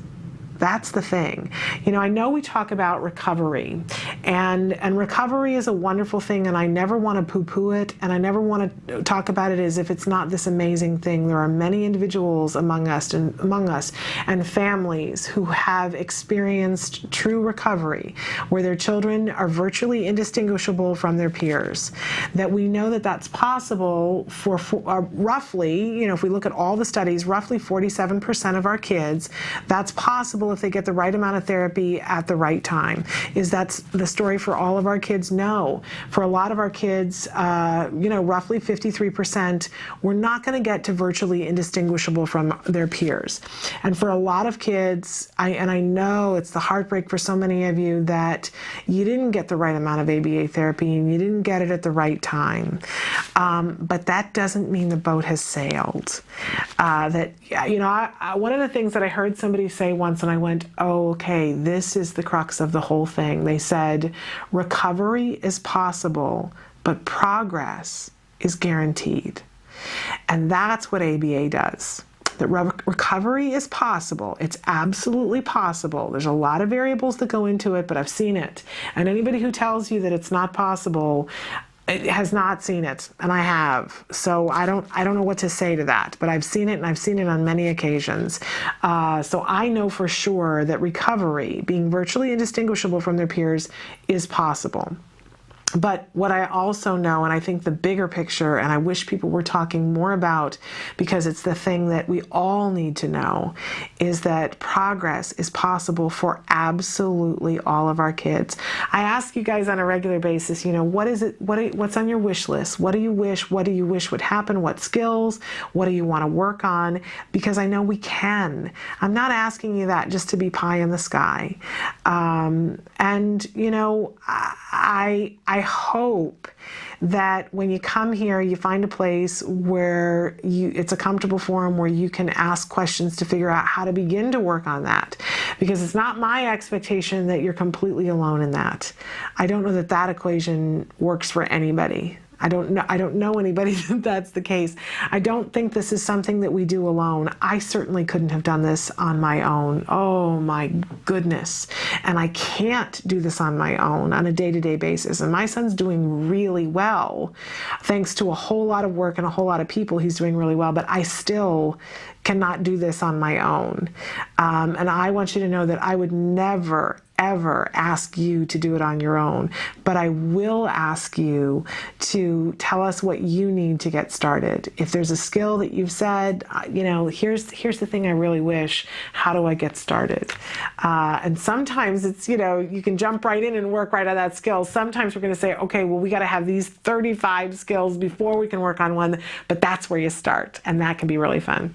You know, as this conversation here ends, the bigger conversation continues, and there's lots of ways that you can get in touch with us to tell us what you think, what you know, what you wish you knew, what you wish you had, what you'd like to be running towards. And Emily's starting to show you some of the different ways that you can get in touch with us to tell you that, to help you to figure that out.